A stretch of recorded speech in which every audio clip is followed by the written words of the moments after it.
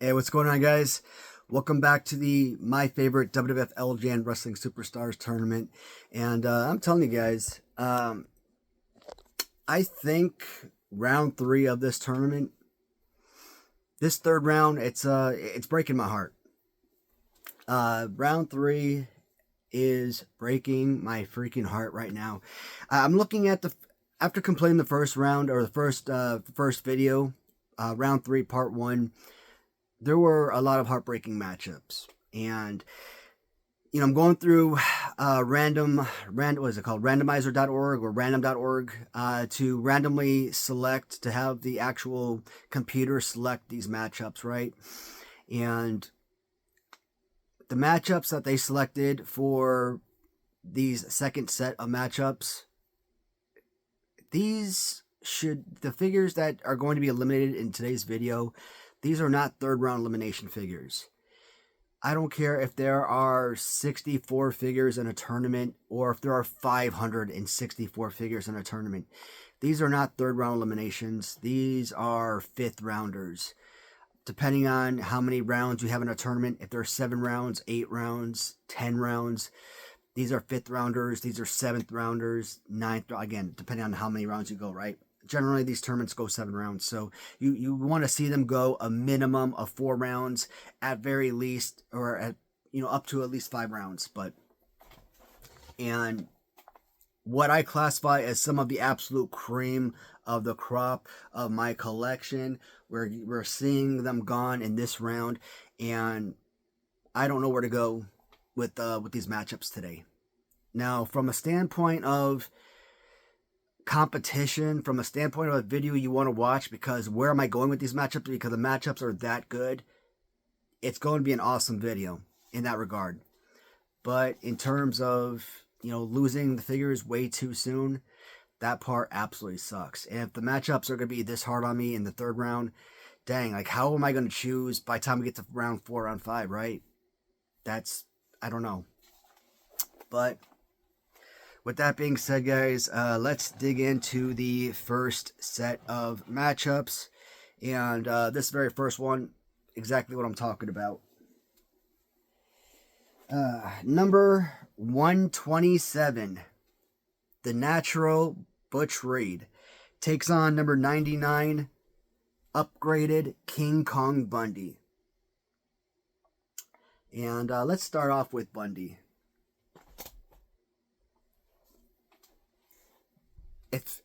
With talking about original King Kong Bundy now, I said if you take the original King Kong Bundy and you gave him a real fighting pose, gave him Hulk Hogan's fighting pose, right? Big John Studd's fighting pose, something to that effect. You take a SD Jones, in which they did it with this particular figure. You could potentially take what I argue is one of the greatest action figures of the LJN line, a King Kong Bundy. Terrible play pose and all. And you could literally potentially have the greatest LJN figure ever made. Is it a flashy figure with all of the colors and graphics and design that I like in the world? No. Do I want all of that? Do I want the great play pose? Do I want all of that flashiness, graphics, design, color scheme? Yes. Do I want accessories to make it all of that boil into one bubble to make it the perfect figure? Absolutely. But the simple change could make this the most perfect wrestling action figure ever. And he's got that grip, he's got that weight, he's got that name recognition. Like I said, it doesn't matter if it's bad guy on bad guy on good guy. Use him for any use that you want as a kid. If you're an adult YouTuber, you got your Wrestling Federation channel and you got your wrestling matches, have him as a run in any form, tag team champion, heavyweight champion if you want, because you know what? Why did he not get a bigger push? Who knows? But hey, if you've got a wrestling channel and you've got, you're belting other guys than the usual suspects, Hogan, Savage, Warrior, Bret Hart, etc. Like I said, if I were to start my own wrestling my own wrestling channel, my own wrestling federation, I should say, those guys would not be my usual champions, okay? Outback Jack. Hillbilly Jim, Billy Jack Haynes, SD Jones. Okay, those would be like my consistent heavyweight champions, Intercontinental champions, tag team champions, because those are guys I like. I enjoy, and they're not your usual suspects that you would suspect to be continuous champions, tag team champions, Intercontinental champions, stuff like that. So, but you get a guy like this with this particular pose, with that size and build and weight to it. This could be like I've made that argument many, many times. This could be the greatest wrestling action figure ever made. Unlike something like, let's say, the SD, the Junkyard Dog, where when you hold the figure and you have like that left arm, which is just a little bit lower than the right arm, and that left arm kind of cuts into your thumb when you hold the figure. The left arm is just enough is high up on there, so you can hold it up high, you can hold it up low. It doesn't matter. You've got a great grip on the figure. This is an awesome playable piece. The customizer that created this created an absolutely amazing design.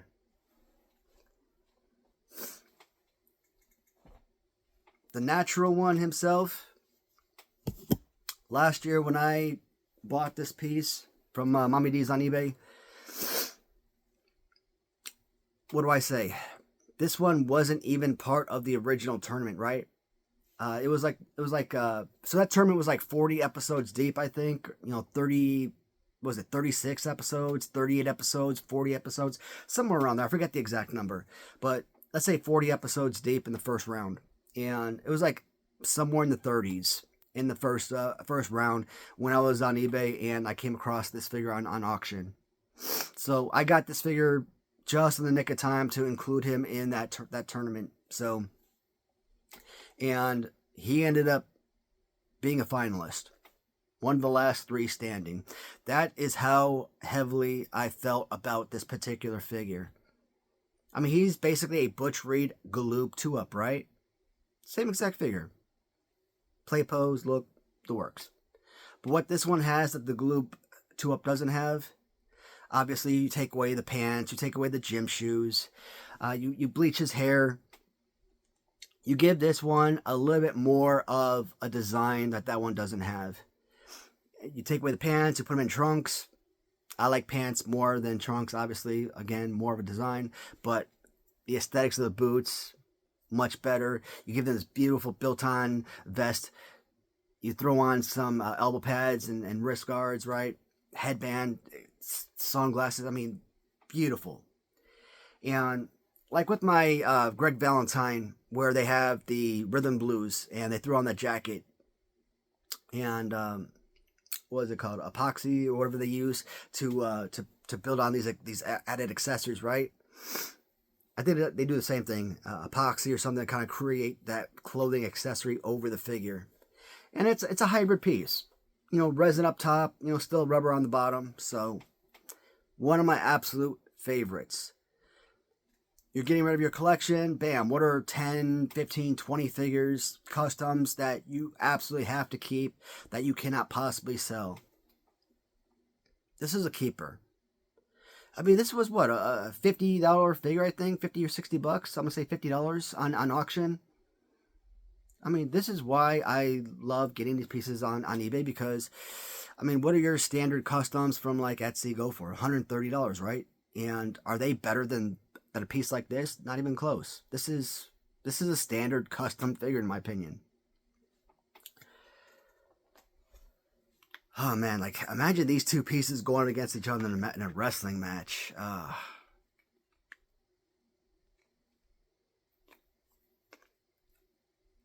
mean, they both have perfect play poses. I mean, I love that SD Jones, fighting pose. I mean, the choke slam. I mean, choke slam is a little bit higher than I'd like. I mean, I like that the SD Jones, his arm is a little bit lower, and it does give you that better choke slam, where this one does.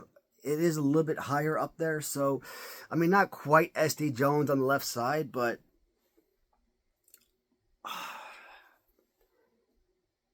I can't keep making the argument that King Kong Bundy could potentially be the greatest LJN ever made if he doesn't win any of my tournaments, right? So am I finally going to have the opportunity to push him forward and give him the best opportunity to win my tournament? I have to, right? He is a key element to my collection.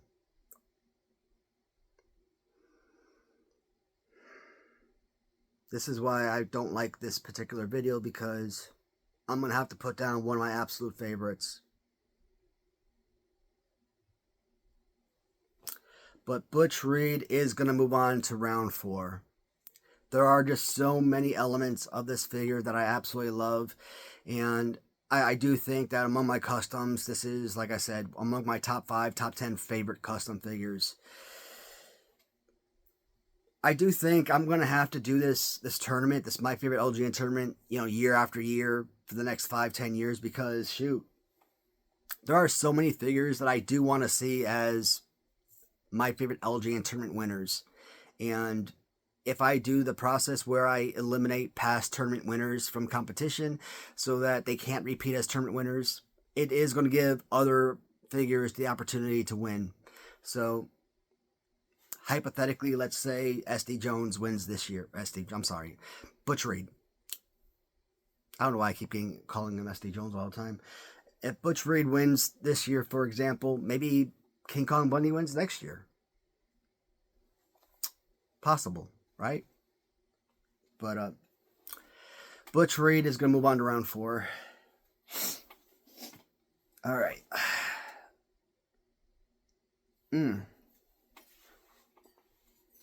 This one's going to feature a couple of Ram Treasure exclusives. Number 117, the Brian Pillman 2-Up, takes on number 76, the Berserker.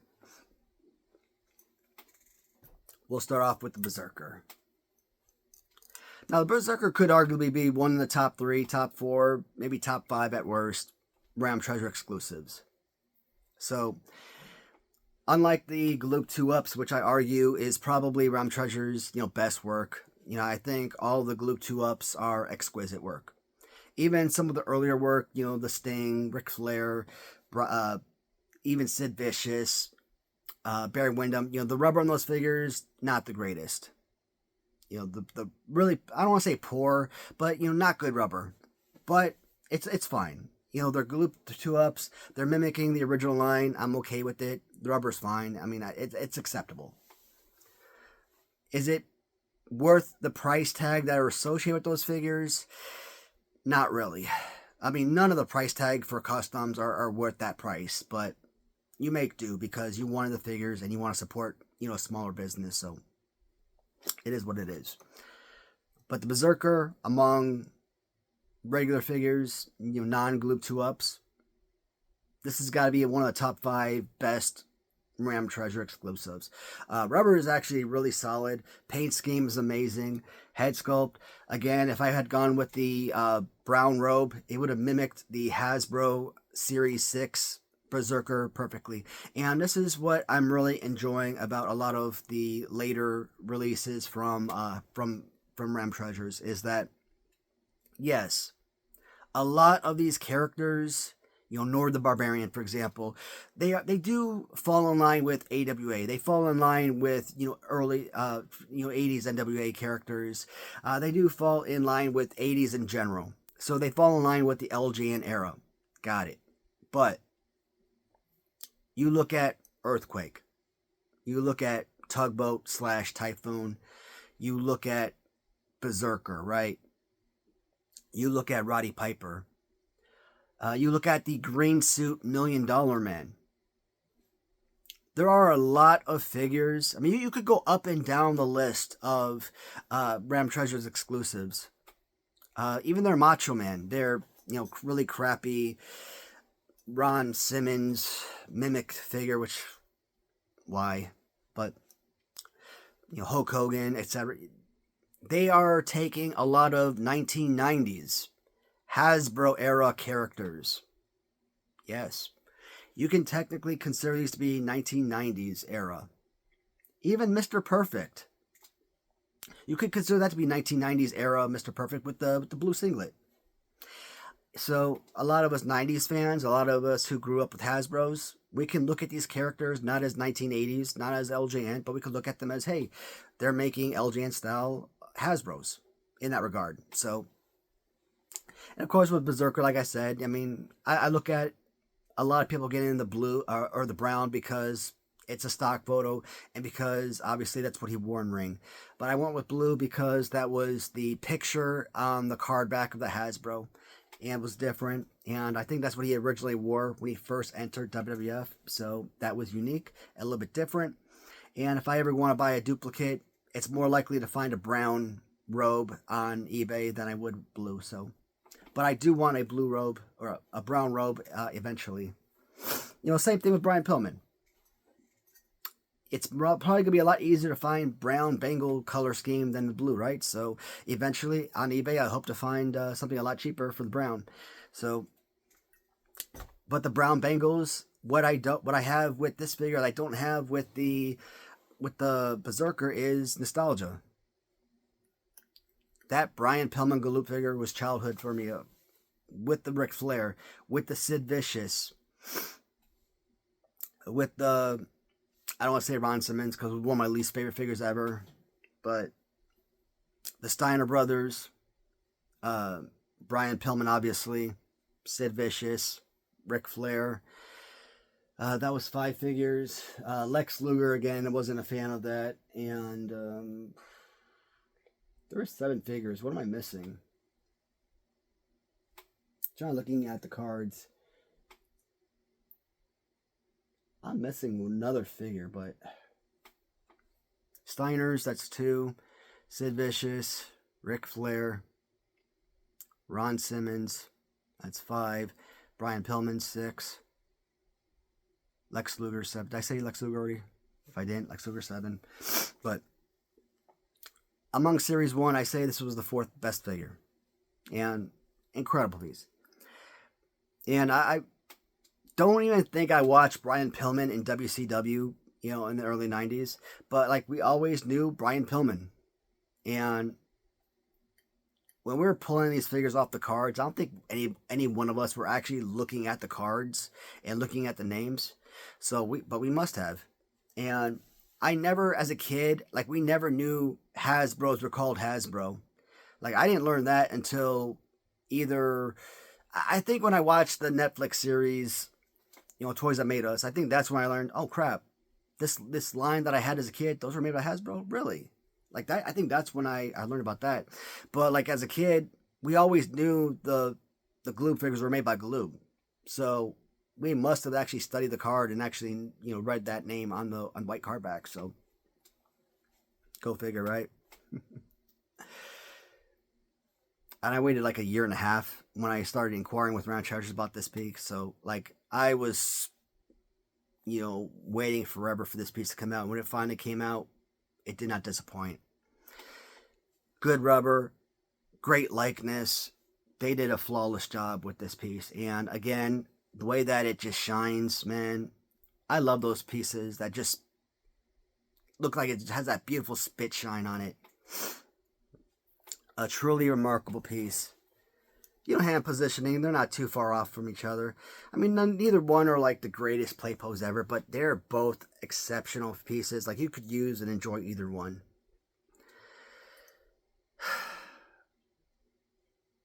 I want to see Brian Pillman make it to round 4, but I feel like there's just no way possible I can bypass Berserker in this battle. Berserker, to me, I think he is a top 5, top 6 best Ram Chargers figure. And he may even be in the top 3. So, Berserker, I am going to put over Brian Pillman to move on to round 4.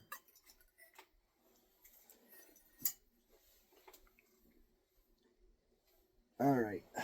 Next matchup is going to feature...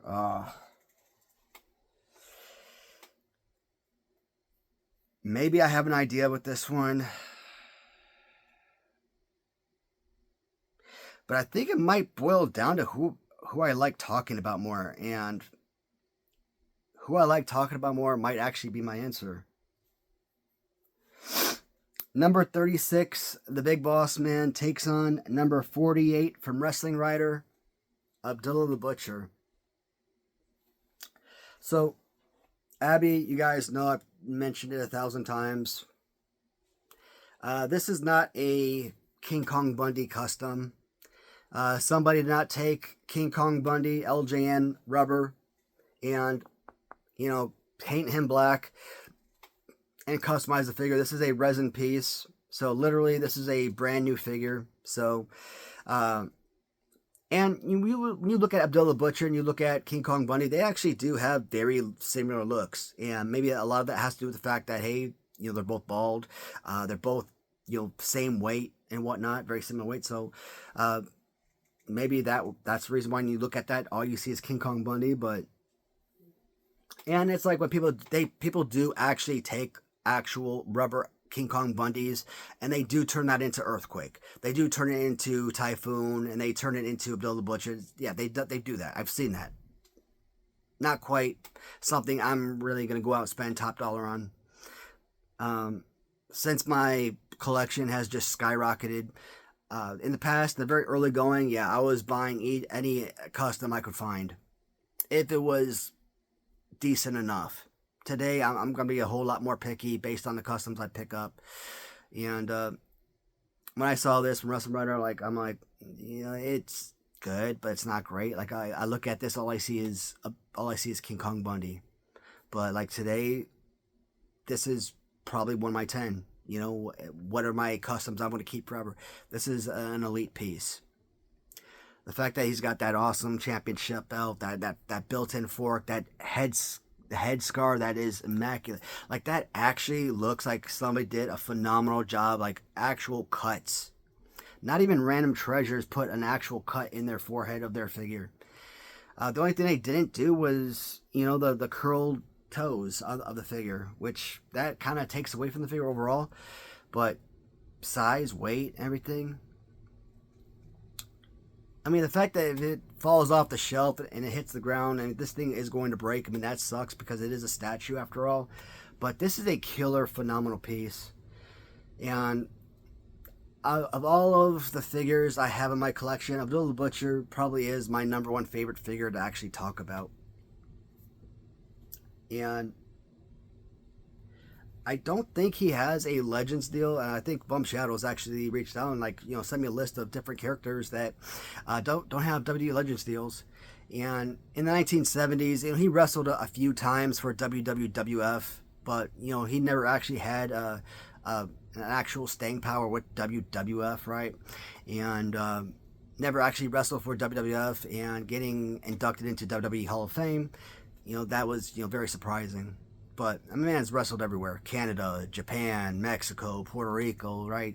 All over the U.S. So, but I always talk about how Abdullah Butcher, man, this 400-pounder plus, and he's kicking today. I mean, obviously he's like 80. He's like pushing 85, or he's had a birthday recently, so he's like 85. But a few months back he had some health problems and he was in the hospital. But I mean, I think he's out and about nowadays. And but man, for Maniac Rat Wrestling, I would love to have this guy part of that line. But what would it take to sign someone like this? Incredible, right?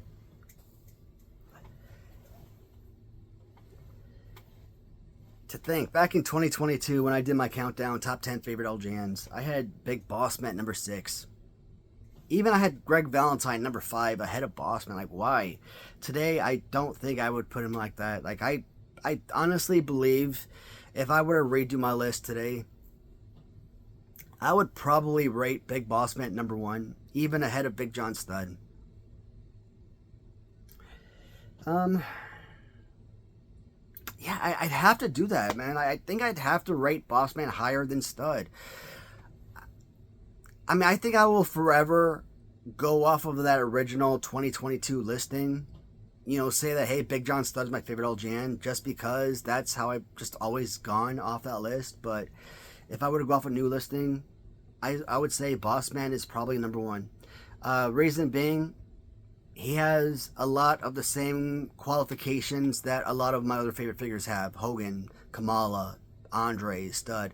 Uh, bended knees, legs separated, not quite as much, but he's got that good to be body slam pose. He's got the arm separation for that good body slam pose, right? Great fighting pose, great color scheme. Loved him on the mic, loved him in the ring. Could not understand why the man could never keep his darn t-shirt buttoned up. The bell just rung. Like, he hasn't even moved yet, and like all of his buttons are already undone. I'm like, man, like, you need to like invest in like a zipper, or like, I don't know, like a bigger shirt, something. I don't know, but it's crazy. But it was funny though. Like, I love that. It's like Kamala, right? Whenever Kamala tried to pin you, and he tried to pin you on your stomach and then lift up your foot to try and pin you, and then you're like Kimchi on the outside. Oh no, you gotta spin him around, and then he spins you around like 20 times, and he still tries to pin you while you're on your stomach, until he finally gets you on your back and pins you the right way. So friggin' annoying, but it was also hilarious, and you hated it, but you also loved it. Big Boss Man, I felt the same way. It was always frustrating to see his shirt get unbuttoned within seconds. You hated it. It was always annoying, but it was also funny as heck at the same time. So you kind of felt, both ways on it. So Boss Man, probably one of my top 10 favorite wrestlers of all time. So the fact that he's got that name recognition, he's got that nostalgia for me. He's got that everything I'm looking at action figure. Literally, absolutely everything comes with an accessory. He's got that eye-popping color scheme. Police officer, you don't need anything else, right? That width, that height, that weight, that play pose. The only downside is that stupid pointer finger.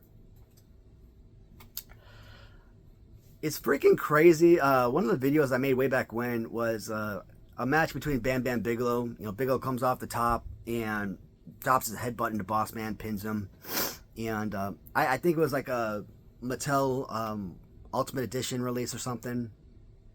And it was Boss Man versus Bam Bam Bigelow in that 2-pack. And I wanted to show that clip at the beginning of the video before I did my review. And of course, YouTube struck that video immediately, so I ended up deleting that beginning clip, which sucked because, like I said, I thought that was an important addition to the video. But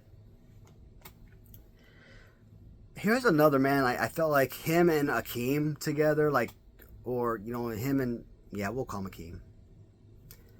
I don't know. Some people don't like Akeem. They like One Man Gang, but the Twin Towers. Whether you like Akeem, whether you like One Man Gang, whatever. But I felt like those guys were a dominating powerhouse, right? When you talk about true dominating powerhouses, I always go straight to natural disasters. Like, who are those tag teams that could really do dominance against natural disasters?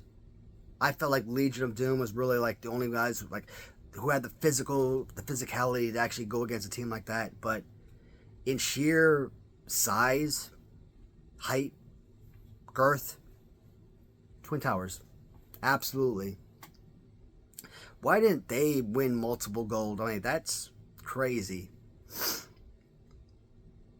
I mean, that is a tag team that nobody could literally go against. I don't think even natural disasters have the ability. Well, maybe they could have. I mean, yeah. I mean, I think Earthquake, like I said, one of my favorites, so I can't say that. But this is a figure competition, and I don't know. Guys, I don't freaking know. I have so much of a passion for this particular figure, but I go back and I think about Big Boss Man. My first tournament, I actually put Big Boss Man over Andre the Giant Series 6. That was because I had them sitting side by side, right? And I don't even know if Andre Series 6 would lose to Big Boss Man again. And I think my second tournament, I actually had Big Boss Man in the finals. So he got his redemption. And that shows you how much of an affection I have for this figure. But then in Tournament 3, I don't know where he went. Like, did he make it to... He wasn't in the finals, I know that for sure. I don't think he made it to the semifinals, I don't think. I mean, he had to be at least round 6, round 5, right? In a 320 figure tournament.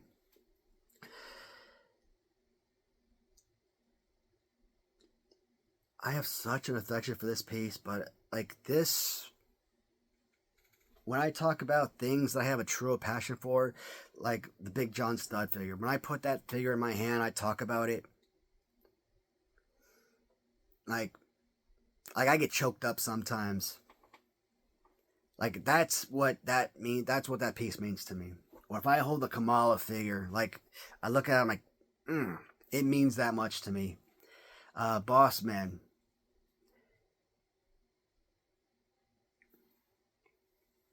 Does Boss Man hold the same value to me? I mean, would I say get choked up? I mean, I don't know.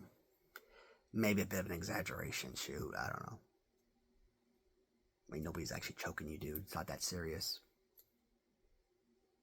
Well, I have to use exaggeration when I talk. It's how I make my points. But, anyways, damn.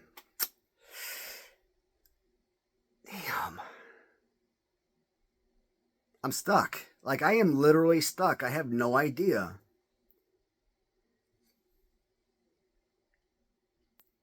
I should really make these tournaments a live stream and kind of get the viewers' comments to help me choose, because like sometimes when you have a match like this, I have no idea. Like, I don't know how to choose. But I gotta pick somebody, right? And I'm leaning towards Abdullah. I'm really leaning towards, maybe because it just holding them in my hands, I just feel the weight difference, and my thought process that, you know, weight means value, and that is really driving my opinion right now.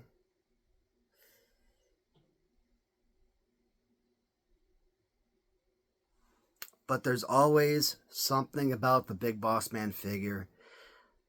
There's something about this piece that always gets to me, and maybe it's the fact that he's an original piece, and the fact that I covet originality over customs a lot of time. I'm gonna choose Big Boss Man over Abdullah Butcher, but dang, this was a hard one. Big Boss Man is gonna move on to round 4. All right. Last matchup, guys. I don't necessarily know if this is a tough one. We'll see how I choose this one. Number 77 from Random Treasures, Brutus Beefcake, takes on number 109, the Big John Stud custom of Kane. And we'll start off with let's start off with Random Treasures this time. Let's start off with the only Brutus Beefcake custom, or the only Brutus Beefcake figure in my tournament.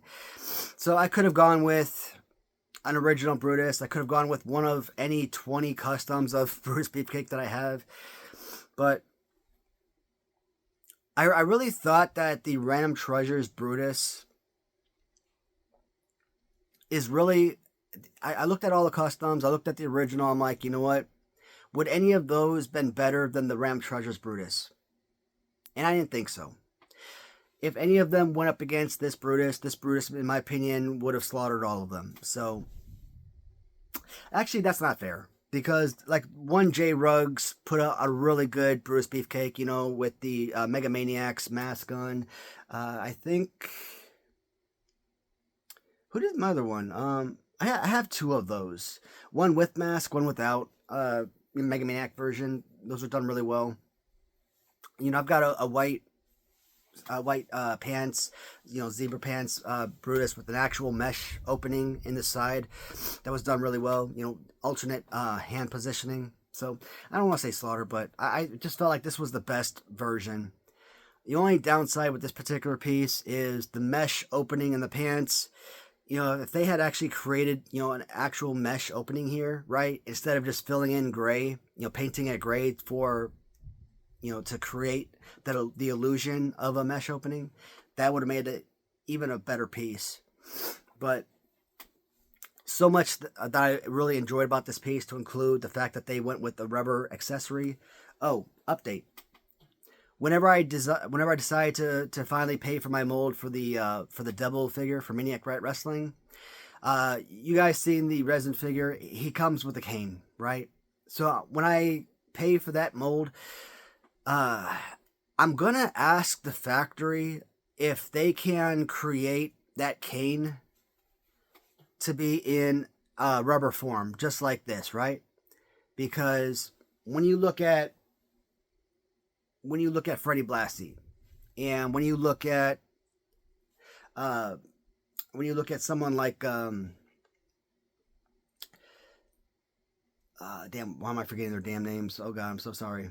When you look at Freddie Blassie, when you look at Terry Funk, when you look at Mr. Fuji, whenever, like, with their canes or with their branding irons, those figures, they fall off the shelf. That stuff breaks because they're like plastic, right? It's gonna break. And those original accessories by themselves cost like $60 plus. And I've seen that stuff selling on eBay for like $100. We're talking original accessories. You can get customs for like $20, but if you want the real deal, originals are going to go for anywhere but around $40, $60, up to $100, and a waste of money.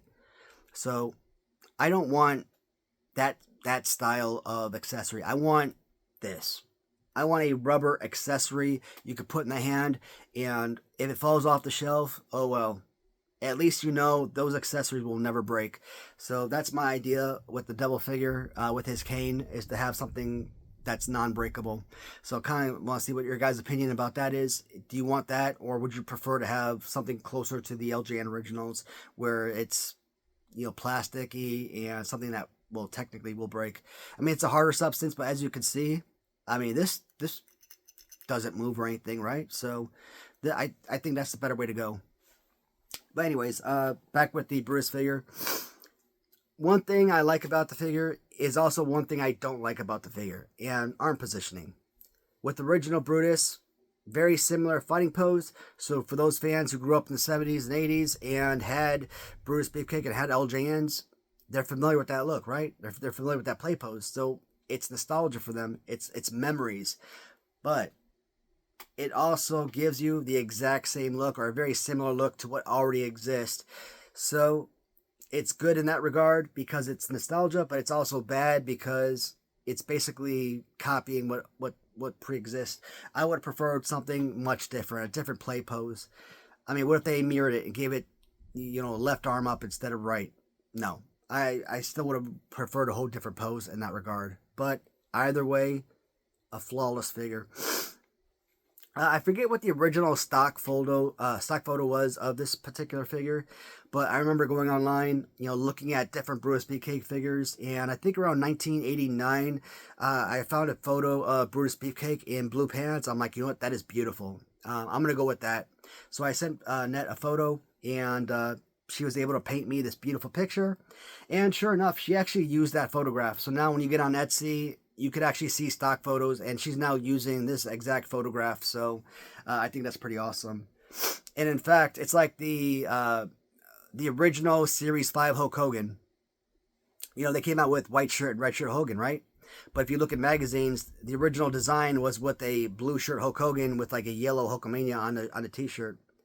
So back when I was doing my Tuesday shows and I was doing the LJN reviews every week, once we got to once we got to like prototypes, reviews, I reached out to Nat. I'm like, hey, I want this Hogan blue shirt, and I sent her pictures, and I'm like, hey, can you please customize this particular piece for me? And eventually, it took a while, but eventually she was able to get that. And later on, she added that figure to her roster and started selling that figure to all of her buyers. I'm still mad that she never gave me credit for, like, hey, thank you for recommending this to me. Like, that's actually the one figure that I recommended to her that she actually did. Was adding that blue Hogan to her roster, but it's not like she changed anything. I mean, she just added she already had the mold for that figure. She just added the paint scheme. But I mean, that figure was like a heavy hitter for her. A lot of people bought that piece. You're welcome. Not trying to be an asshole. I'm just joking around. But anyways, back to Brutus. Oh god, I'm such a jerk. No, I'm just kidding though. But seriously though, this Brutus Beefcake. Where do I put Brutus among Ram Treasure exclusives? Like, I think this could be like one of their top 10 best. Like, I always love this piece. It doesn't give you that Jay Leno original figure. So, like, head sculpt, long hair, beautiful, beautiful piece.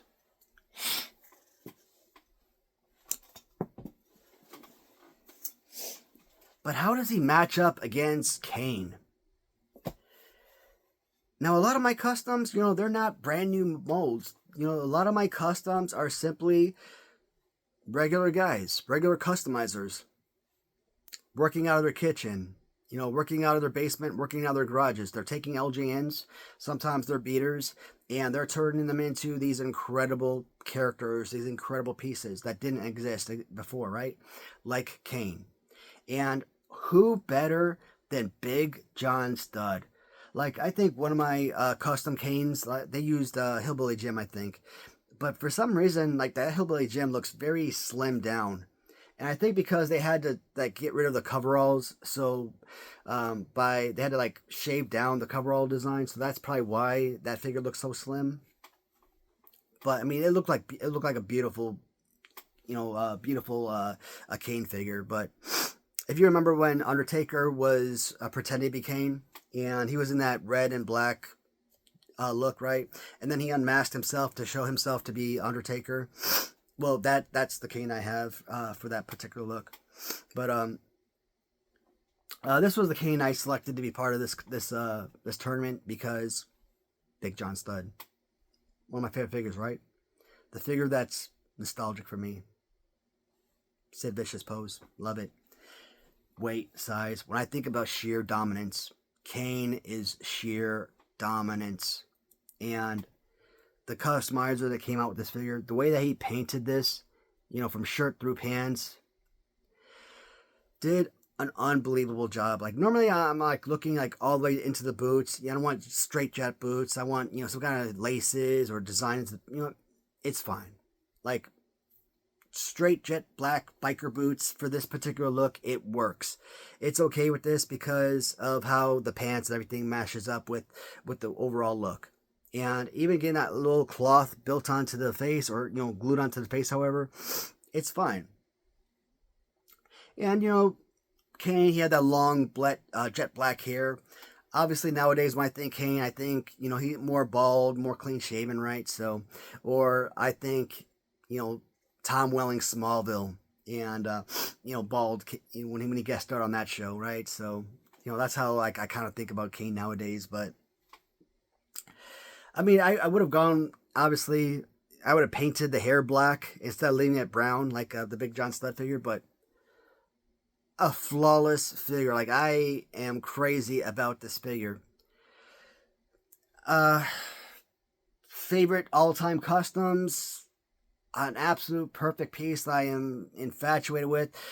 Would he be something that I would absolutely have to keep? I don't know if I would absolutely have to keep this, but I mean, is this a bona fide tournament champion? Yeah. This is a figure that is part of this tournament for a reason, because this is something that could win. Because he's a 2-in-1 piece that I love, right? Like that Hogan Warrior custom, where they took a Hulk Hogan and made Ultimate Warrior from Wrestling Writer. Fantastic piece, right? It's 2-in-1. So it gives them a lot of leg room to work with in that regard.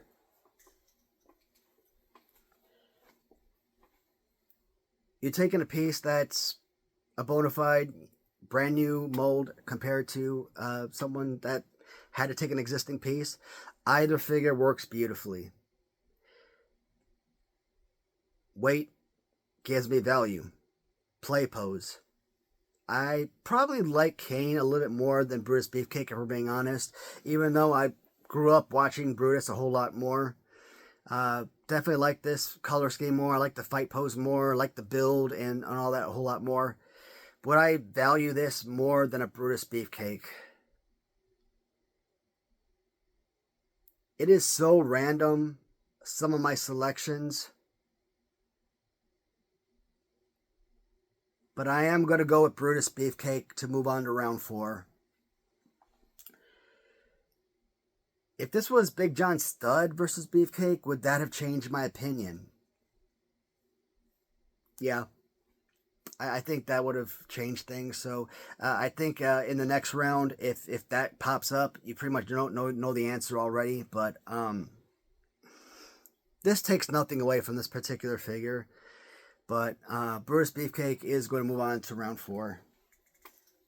And with this video, guys, that wraps up round 3, part 2.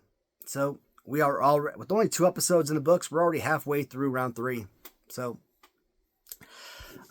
there are 2 more episodes in round 3, and that just leaves 6 more episodes left in this tournament altogether. So as always, guys, thank you so much for watching. I'll talk to you guys obviously in the comments, and most likely I'll talk to you guys during the live premiere. And until next time, guys, take care, everyone.